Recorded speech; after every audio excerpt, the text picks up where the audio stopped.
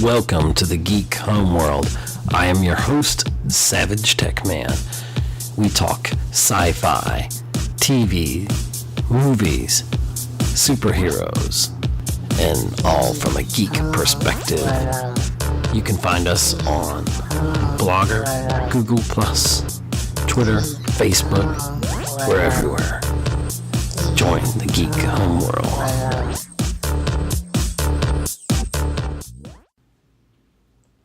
Welcome to another episode of the Geek Homeworld podcast. I am Ed, aka SavageTechman, and I'm joined by Cheryl. Hello. Hello, Cheryl. Live long and prosper. Definitely. Does Star Trek Beyond live long and prosper? I think so. I think that the trailers had everyone a little nervous, but I think it worked out really well. I want to thank Simon Pegg. I give him great amounts of credit for making sure that this actually felt like our characters, I think, from the old series. I think the they original finally series. settled it down to getting to the crusp of... Well, I think that with the 3 movies in the reboot series, that this, I think, is the most honest. Even though it does go in a direction more action-packed, you got Kirk on the motorcycle and all of that, but it's still, we got more of the characters, I think, than we did before. And I felt like the characters were well developed, although they were split up into small groups, so you got a lot of one-on-one action. Right.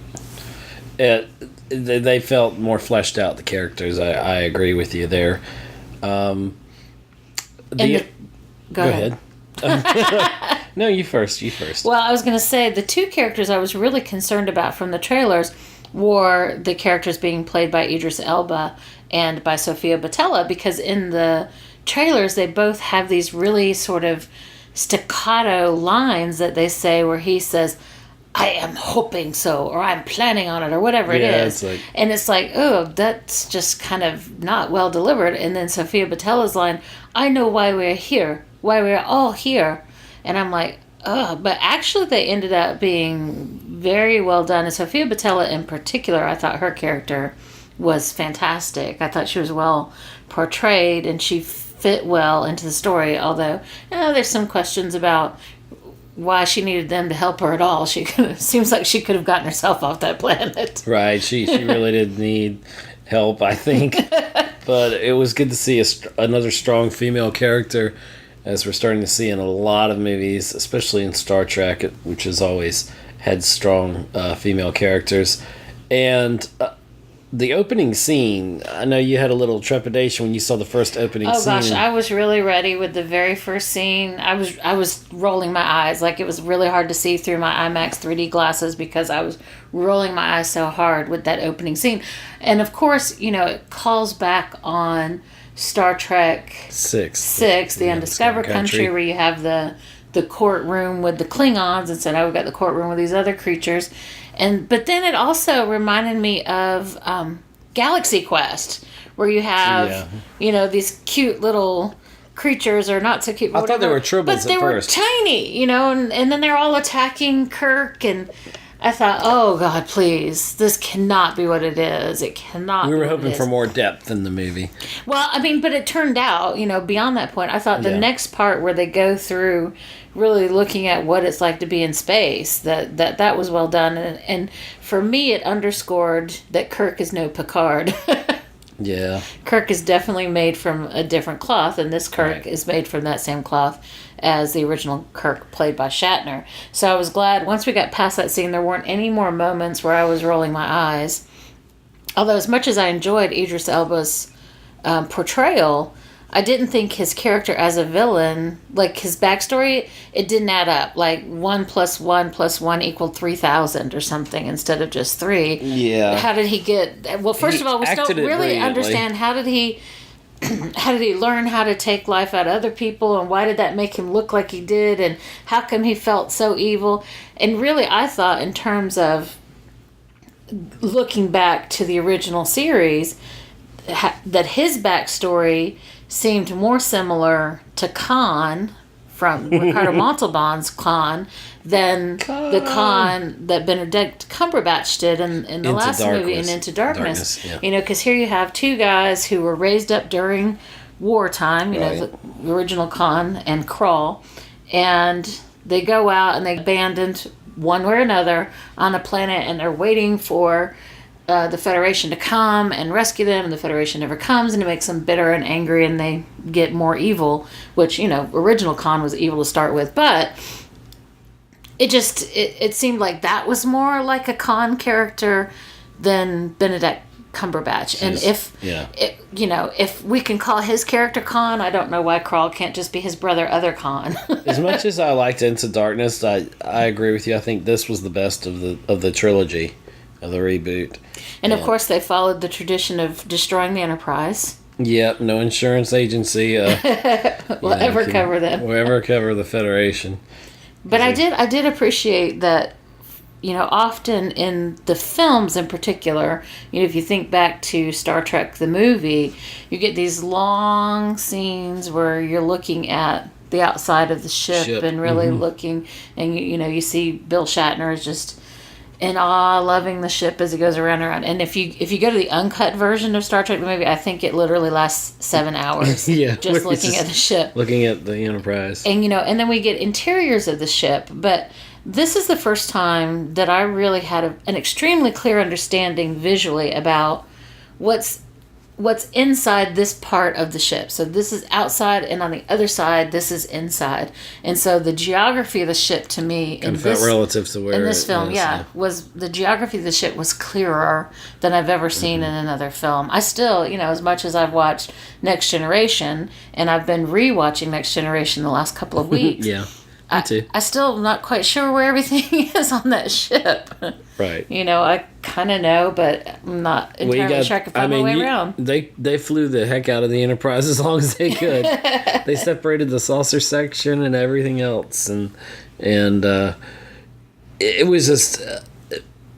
I agree with you there. How the ship, you saw it literally coming apart, you know, and yes, it came all apart. Well, again, I don't know. I don't even want to get into the backstory of the villain. It's a good story, except I don't understand the origin of that story. Doesn't make sense to me. Like they encountered this bad guy on a planet. Got it. Understand that. But why is he evil? I would rather they not tell us. I would rather not have known his backstory than to get the shabby backstory that we had. And the fact that he was once human, I don't get it. Well, and then why when he went back to what was the name of the colony? Why when they went back there did he start looking more human again? Like that's all of a sudden. What are you talking about, Yorktown? Yeah, Yorktown. The all of a space sudden, station? you're like, oh, that is Idris Elba under all that moon. stuff. That's you're crossing station. genres again. Don't cross your genres. Well, and that was something that you liked, was the visual of Yorktown. The 3D, the special effects on this were well spent. 3D, honestly, I was more impressed with Into Darkness's 3D IMAX, but on this, I thought money well spent on the Yorktown space station. The detail was just incredible. It was, but it looks like they took a lot of other ideas, like from Elysium, and what was that? The other one where the healthy people got to be in the nice space station, and the unhealthy people stayed down below. Was that? Curious George? Ben Affleck? Was that Ben Affleck in that movie? You know, so it's like it's kind of a little bit derivative. And why would they have this huge, gigantic space station all the way out there where Kirk is just now getting? Like, Kirk is supposed to be on this 5-year mission exploring, and he comes upon a gigantic station full of millions of people? Yeah, there were some. Oh, and how did Sulu's family get there? Like just randomly they're out on the Yorktown? So that was a little weird, but it was beautiful, you know, and I don't know too much about the laws of gravity on a space station, but well, the fight scenes, the Enterprise, when it was getting away, they found the spaceship on this planet that Right, which Sophia Boutella pretty much put back together, but didn't know how to turn the key in the ignition or something. Yeah, until Bones got there. Not Bones, but Scotty, which he wrote himself into that part. Montgomery Scotty. Yeah, he gave... Montgomery Scotty. Simon Pegg gave himself a pretty nice part in this movie, and I enjoyed the interaction with him. And I challenge everyone to do it when this comes out or when you go see it. To do a drinking game on how many times he says Lassie. Yeah. Yes, Lassie. And not the dog. But I don't know. There were some great one-liners in there. Well, and that's what, because they had some of them in the trailers, and then you think, are they going to have them in the film? Because that is, again, something that the characters from the original series do. And so there were tons in there. I really enjoyed when Sophia Boutella said, "Don't break my music," because of course she is the character who brings the music from the trailers into the film. She likes the screaming. We got scared of this classical music when we heard Sabotage, which fit in perfectly in the movie. It was very well done in the movie. Once you see the movie, but when we saw the song, in the first trailer, we're like, "This isn't Star Trek," and but it was well integrated. Damn it, Wesley Crusher. Shut up, Wesley. Yeah. Will Wheaton said in his tweet that he'd seen a trailer for a movie that looked odd, a sci-fi movie where they were wearing Star Trek uniforms or something. But I don't think it was Star Trek. But the second trailer showed more of what we were expecting, and the movie, the music of the Beastie Boys fits in there well, along with I think there's. There's more rap music in there, and it was really just 2 songs. I know, which is good. But there was one point he's like, "How about classical?"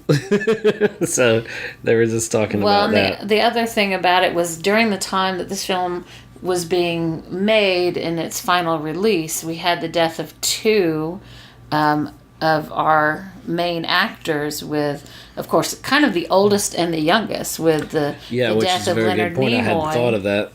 And then very recently, the tragic, terrible death of Anton Yelchin in his 20s. And so it was sort of, they said goodbye to Leonard Nimoy in the film, saying goodbye to Ambassador Spock, and then that causes new Spock to really think about his own. He's already been thinking about what is his role as a Vulcan and what should he do for his race, and then the death of Spock has a great impact on him, and we get to see when he opens Spock's belongings that have been brought to him, the picture of the original crew, which I thought that was great. Was awesome. It was a nice nod to the original Star Trek cast. Right. And of course it was too late in the film to have done anything with the character of Chekhov, so in that case, after they paid tribute to Leonard Nimoy in the credits, then it just said also for Anton. Yeah. And of course they've already made the decision apparently that they're not going to recast Chekhov, and we're definitely going to talk about that in a future episode. Yeah. I guess we're going to just leave it with one of the best one-liners in the movie. I'll let you take us out on that one. Well, when Kirk asks Sulu, does he think he can fly this ship? And Sulu says, "Are you kidding me, sir?" So go check out Star Trek Beyond at a theater near you. And if you can see it in IMAX 3D, you should. Geek Homeworld Review Preview. We're talking about the 2016 San Diego Comic-Con that just happened, and what a wealth of awesomeness came out of Comic-Con. There were so many things to talk about, and we're just going to touch on a few of them here on this segment of the podcast here. And let us know at Geek Homeworld on Twitter your thoughts about Comic-Con and what you thought some of the highlights were and all that. Just in no particular order, here's some of the things that came out that I really thought were interesting, that, raised an eyebrow too. One of them was Spider-Man Homecoming. They showed a trailer there, and it was really kind of just a Comic-Con trailer, and it showed the Vulture being the villain and some of the concept art that they had there. It wasn't really an official trailer, just, one for Comic-Con fans there. So it'll be interesting to see. They're at the very beginning stages of this and movie, and I think it's going to be fun. I enjoyed Spider-Man and Captain America Civil War. He added definitely some levity, and I think the actor they've got playing that's going to do a great job with the role. So that's a good thing. We also got a preview kind of teaser trailer, and it was partially a trailer, but it was partially undone. It wasn't like, a full official trailer for Thor Ragnarok, which basically is hell. Thor is basically going in the Ragnarok, and this kind of preview teaser trailer included Tom Hiddleston, who plays Loki, along with Mark Ruffalo as the Hulk, and they showed the armor that Hulk has from the Planet Hulk storyline, and he was armored up in this little concept trailer, and they showed the actual armament that Hulk wears. I mean, just to the average person that never saw the DVD Planet Hulk, which actually I have to admit wasn't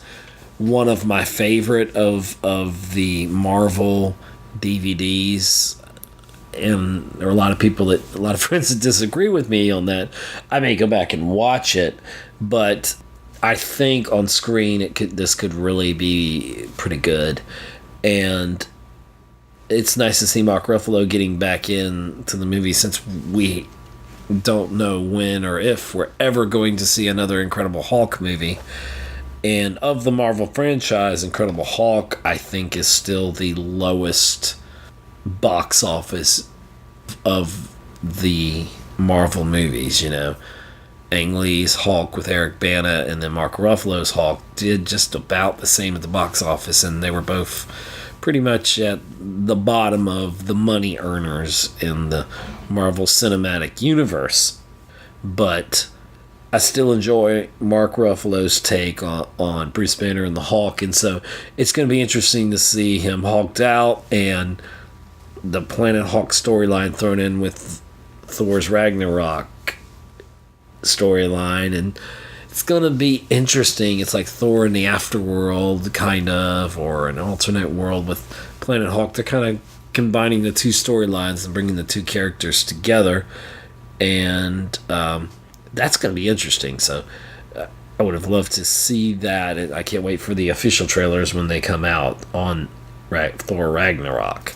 So the feeling of the movie, as I've been researching it a little bit, is supposed to be different than the first two Thor movies. So, to finish out Thor's trilogy of movies, it's going to be just a total different feel on the movie. So it'll be interesting to see how that turns out. One of the standouts for me, of course, and for a lot of people, was the Justice League trailer that dropped. And after the backlash, which was really unwarranted, in my opinion, of Batman versus Superman. Yes, it was dark, but that's off the source material. That's what it had to be. Now, I did get the Ultimate Edition, which is out now, of Batman versus Superman, and if you watch the Ultimate Edition of that, it brings around the storylines, it fleshes them out a lot better, and it makes you helps you to understand better the decisions that were made in the film. And you can kind of see that after watching, but people wouldn't have watched 3 hours, or would they? If they watched 3 hours of Lord of the Rings, they would watch 3 hours of Batman versus Superman. And watching the Ultimate Edition of Batman versus Superman really helps you understand.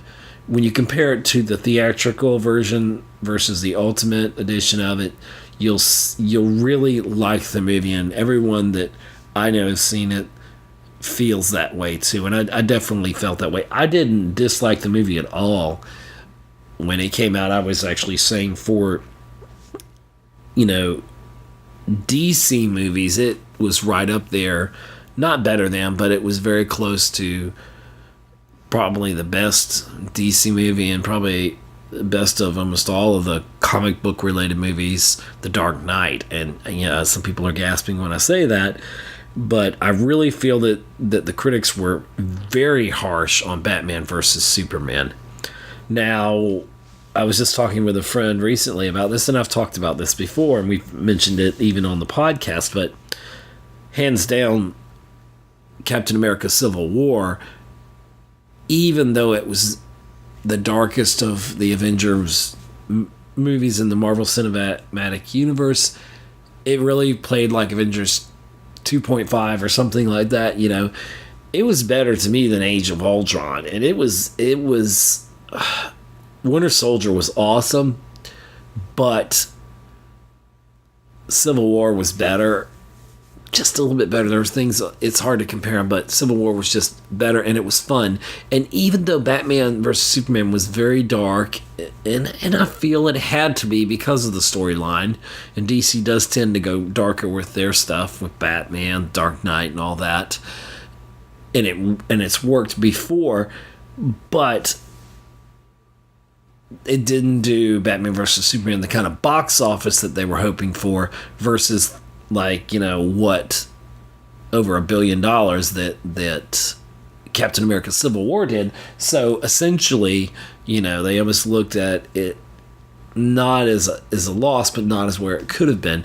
And all this leads into the Justice League trailer, in the sense that this trailer, the little teaser trailer that they showed of Justice League, was, the tone of it was more lighthearted.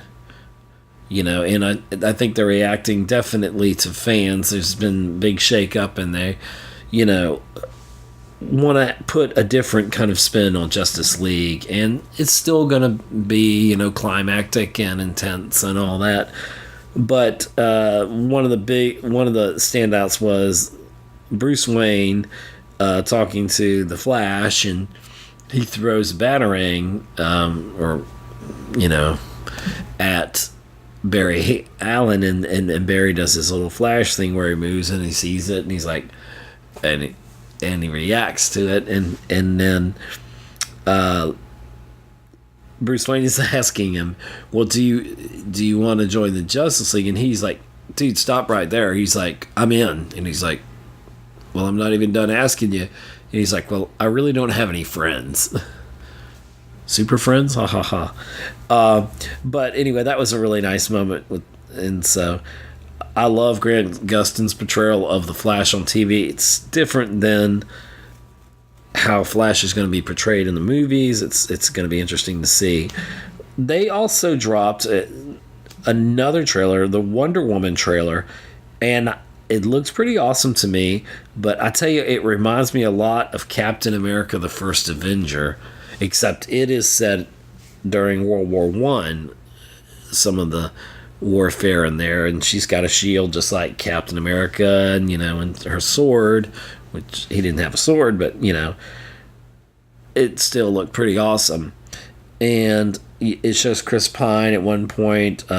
He's Steve Trevor in the film, and actually Chris Pine turned down other roles so he could be Steve Trevor. So very interesting. And it shows a shot of him, I guess, washing up or crash landing on, I assume, Paradise Island, where all the Amazonian women are, and Diana Prince, the Wonder Woman. So it looks interesting. Now, they showed a Doctor Strange trailer, and I'm excited for this movie. This movie seems very mind-bending. It has potential to just be, like, leave your reality here. It's almost like Inception. It's weird because looking at the trailer and seeing like the cities turning in on themselves, and kind of, you're walking through a maze, and it's very much a spiritual kind of mysticism movie, and it's the most different thing that Marvel has done. It's probably as far out there as Guardians of the Galaxy was at the time, doing humor, and those characters that nobody thought would sell, and that was a big hit. That opened the door for Marvel to really experience things more. Then came Deadpool, which changed a lot of things, which is gonna even spill over into Wolverine being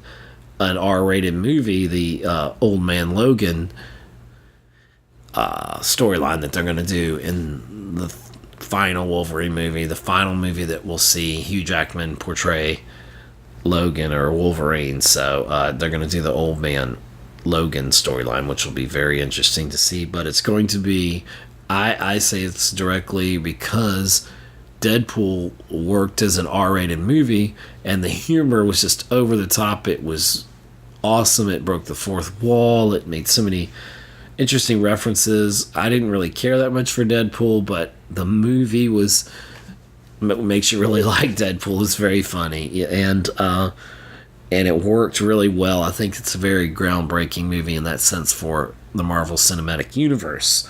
And Doctor Strange is going to be similar, I think. I don't know that it's going to have that kind of impact. I think it's going to be a harder sell, but there are some diehard fans out there for this movie and been wanting to see this movie for a long time. And Benedict Cumberbatch is going to be great. From what I've seen, he looks just like Doctor Strange. It seems like so far everything is right on point. So it'll be interesting to see how that transforms onto the screen. There was a reveal that Captain Marvel has been cast as Brie Larson. I really don't know how I feel about that yet. I have to see something of a film to know, a trailer or something. But I don't think it's a terrible choice. I don't disagree with it necessarily. We'll have to see. There was some TV trailers. A season 2 trailer revealed for Lucifer, which that is one of the best well-written shows, and I know it pushes a lot of buttons, and it's, it can be a controversial show essentially, but I'm telling you, it's a well-written show, it's a well-acted show, it's very intriguing, it's just really well done. If it were a different type of show or whatever, I think it would still be as good because it's so well written and so well acted. Very, very pleased with that. And so that we got a season 2 trailer out of that. And the last thing that was big for me was that I'm kind of waiting on is the Fox TV trailer for the Marvel show, which is called Legion. And Legion is about David Haller, who is really Professor X from the comics, is deranged Sonny, has like multiple personalities. And in the comics, if you hadn't read the comics, then spoiler alert, but basically Magneto and in the past or Eric and Charles were fighting, and then David Haller, he is Legion, he has psionic abilities like Professor X, and he lashes out at Magneto, and Charles kind of defends Magneto, defending all life as he would, and so he essentially kills Charles, and that essentially creates the Age of Apocalypse, or leads to it. So I don't know how much they're actually going to mention about Professor X or Charles or whatever, but they may allude to it a little bit. I hope they do. I hope that, but it sounds like it may be kind of a standalone, like it's almost not in the same league or same way, but it's almost like Smallville, kind of like not acknowledging he's Superman, but that's still a different comparison. But hopefully you kind of get what I mean by that. It's like you have Legion and he is like a legion of people. He's got these multiple personalities and abilities, and I don't know if it's a sense that he picks them up from people from the trailer, if he's kind of like Rogue, but he absorbs, their essence or something, which is a different take on it. But it's going to be interesting to see how that show pans out. I don't know what kind of long-term audience there is for that, but I'm going to definitely watch it just to see how it turns out. So that's kind of, in a nutshell, just some of what was coming out of San Diego's Comic-Con for this year, and a lot of stuff going on there. So hit us back up at Geek Homeworld and let us know what you think about Comic-Con. Thanks for listening to another episode of the Geek Homeworld podcast with your host, SavageTechman. You can find us on Libsyn, Google+, follow us on Twitter, like us on Facebook, listen to us on iTunes, see us on YouTube, be part of our Mixler chats. Thank you. See you again on the Geek Homeworld podcast. Geek Homeworld.